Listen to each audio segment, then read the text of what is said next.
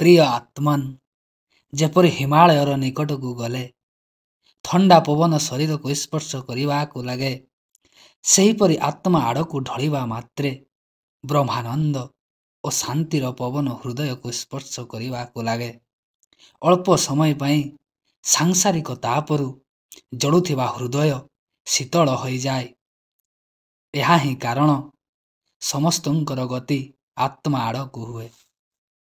ଏହା କେବେ ନୁହେଁ ଯେ ଯୋଗ ବା ଆତ୍ମଜ୍ଞାନରେ ମନୁଷ୍ୟର ଶକ୍ତି କ୍ଷୀଣ ହୋଇଯାଏ ବା ଗୃହସ୍ଥାଶ୍ରମର ଯୋଗ୍ୟ ରହେ ନାହିଁ ବା ତାହା ଦ୍ୱାରା ସାଂସାରିକ କାମ ହୋଇପାରେ ନାହିଁ।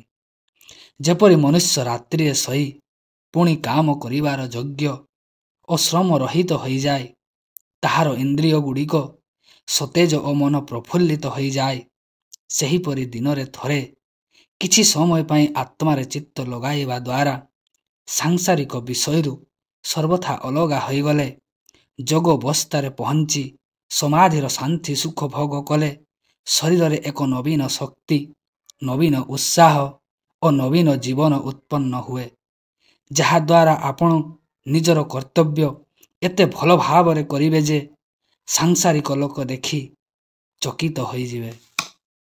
ଯୋଗ ମନୁଷ୍ୟଙ୍କୁ ମୃତ କରେ ନାହିଁ, ବରଂ ଜୀବନ ଦିଏ। ଯୋଗ ଦ୍ୱାରା ମନୁଷ୍ୟଙ୍କ ଶକ୍ତି କ୍ଷୀଣ ହୁଏ ନାହିଁ, ବରଂ ପୁଷ୍ଟ ହୋଇଥାଏ। ଯୋଗ ଦ୍ୱାରା ଶାରୀରିକ ଓ ମାନସିକ ଦୁଇ ଶକ୍ତି ପ୍ରବଳ ହେବ ଓ ହୃଦୟରେ ବ୍ରହ୍ମଜ୍ଞାନର ପ୍ରକାଶ ହେବ। ପ୍ରକୃତ ଶାନ୍ତିଦାତା ଜ୍ଞାନ ଯୋଗ ହିଁ ଅଟେ, ଅଲଗା କେହି ନୁହେଁ।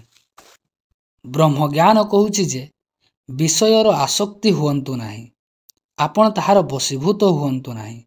କିନ୍ତୁ ଏହାର ଅର୍ଥ ଏଇଆ ନୁହେଁ ଯେ ଆପଣ ସେଥିରୁ ଅଲଗା ହୋଇଯାଆନ୍ତୁ ବା ତହିଁର ଉପଭୋଗ ହିଁ କରନ୍ତୁ ନାହିଁ। ଏହା କେବେ ନୁହେଁ। ଯେଉଁ ମାଛି ଅତ୍ୟନ୍ତ ହିଁ ଆସକ୍ତ ହୋଇ ମହୁ ଉପରକୁ ଡେଇଁ ପଡ଼େ, ସେ ତାକୁ ଭୋଗ କରିପାରେ ନାହିଁ। ସେ ସେହି ମହୁରେ ବୁଡ଼ି ମରିଯାଏ। ଦେଖନ୍ତୁ, ମାଛି ଆସିଥିଲା ତ ମହୁକୁ ଭୋଗ କରିବାକୁ, କିନ୍ତୁ ମହୁ ହିଁ ତାକୁ ଭୋଗ କରିଦେଲା।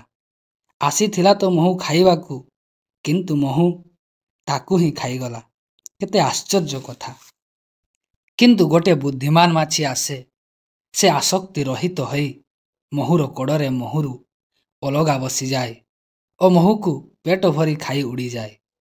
ତେଣୁ ଯଦି ଆପଣଙ୍କୁ ବିଷୟକୁ ଭୋଗିବାର ଅଛି, ନିଜର ଜୀବନକୁ ଆନନ୍ଦମୟ କରିବାର ଅଛି, ତେବେ ବିଷୟଗୁଡ଼ିକର ଆସକ୍ତି ଛାଡ଼ି ଦିଅନ୍ତୁ। ସେଥିରୁ ଅତ୍ୟନ୍ତ ପ୍ରେମର ସହ ଅଲଗା ହୋଇଯାଆନ୍ତୁ। ତା ପାଖରେ ଏପରି ରୁହନ୍ତୁ ଯେ ଯେମିତି ଆପଣ ତାହାର କଡ଼ରେ ଅଛନ୍ତି। ଏହା କେବଳ ଶୁଣିନେବା ବା କହିଦେବାର କଥା ନୁହେଁ। ଆଜିଠାରୁ ହିଁ ଏହାର ସାଧନ ଆରମ୍ଭ କରିଦିଅନ୍ତୁ। ଆଉ ଦେଖନ୍ତୁ ଯେ ଆପଣଙ୍କର ଆତ୍ମା ଭିତରେ କିପରି ବିଚିତ୍ର ଓ ଶାନ୍ତିଦାୟକ ଆନନ୍ଦର ବଢ଼ିଯାଇଛି। ଏହି ଆନନ୍ଦର ବଢ଼ିକୁ ବ୍ରହ୍ମାନନ୍ଦର ବଢ଼ି ଓ ତାର ଲହରୀ କହନ୍ତି। ନଦୀ ଆନନ୍ଦର ସାମଗ୍ରୀ ଅଟେ, ଆନନ୍ଦର ଜାଗା ଅଟେ, କିନ୍ତୁ ଏହି ଆନନ୍ଦ ସେ ହିଁ ଉଠାଇପାରେ ଯେ ନଦୀର ଉପରେ ପହଁରୁଥିବ, ଯେ ସେହି ନଦୀରୁ ବାହାରି ତାହାକୁ ବଶ କରି ତାହାର ମସ୍ତକ ଉପରେ ଘୂରୁଥିବ, ଯେ ଏକ ପ୍ରକାରରେ ତାହାଠାରୁ ପୃଥକ ଅଲଗା ହୋଇଥିବ। କିନ୍ତୁ ଏହି ନଦୀ ସେହି ମନୁଷ୍ୟ ପାଇଁ ନର୍କ, ଦୁଃଖଦାୟକ ଓ ମୃତ୍ୟୁ ହୋଇଯାଏ ଯେ ତାହାର ଭିତରେ ଥିବ। ଠିକ୍ ଏହି ଦଶା ଏହି ସଂସାର ରୂପକ ନଦୀର ବି।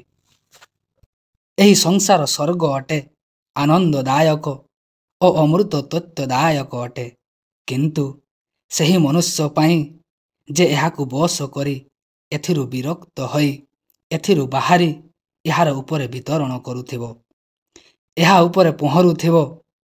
କ'ଣ ଆପଣ ଜାଣନ୍ତି ନାହିଁ ଯେ ପୋଖରୀ ଭିତରେ ପଙ୍କ ଥାଏ ଓ ଉପରେ ଫୁଟୁଥିବା ପଦ୍ମ, ସେହି ଜଳ ଓ ପଙ୍କରୁ ଜନ୍ମୁଥିବା ପଦ୍ମ କାହିଁକି ଏତେ ସୁନ୍ଦର, ସୁଗଠିତ ଓ ସୁଗନ୍ଧିତ ଅଟେ?